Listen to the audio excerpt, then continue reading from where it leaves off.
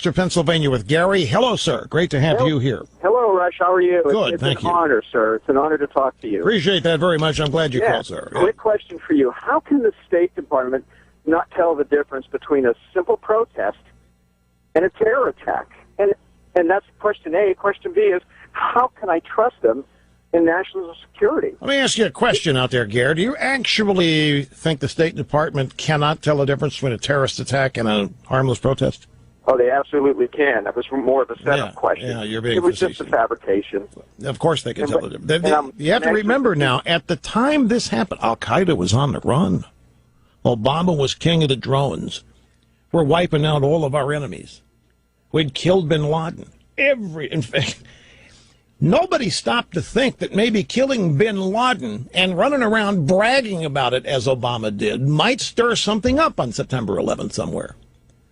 And it did. It wasn't a video.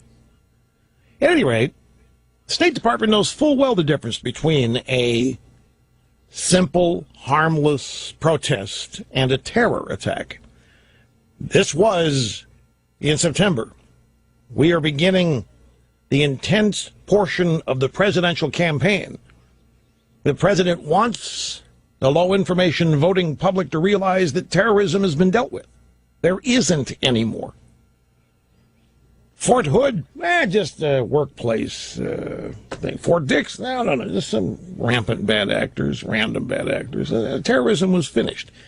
Obama had killed Osama, and the Democrats all said that the war on terror can never end until Osama's dead. Well, they killed Osama, and they kept talking about it. So the image put forth was that there was no terror. You can't then turn around and admit that you've got a terror attack going on.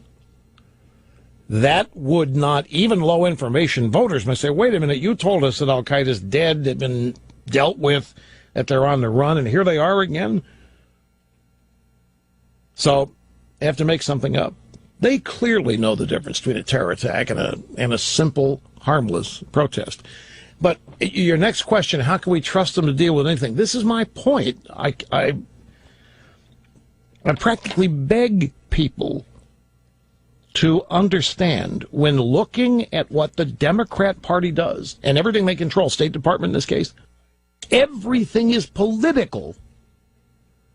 Everything is tied to an agenda. It's their agenda and their party first. And you have to look at them that way. So it's not a question of trusting the State Department, trust them to deal with anything. You have to learn to interpret the Democrat Party as moving their political agenda forward with every instance that happens.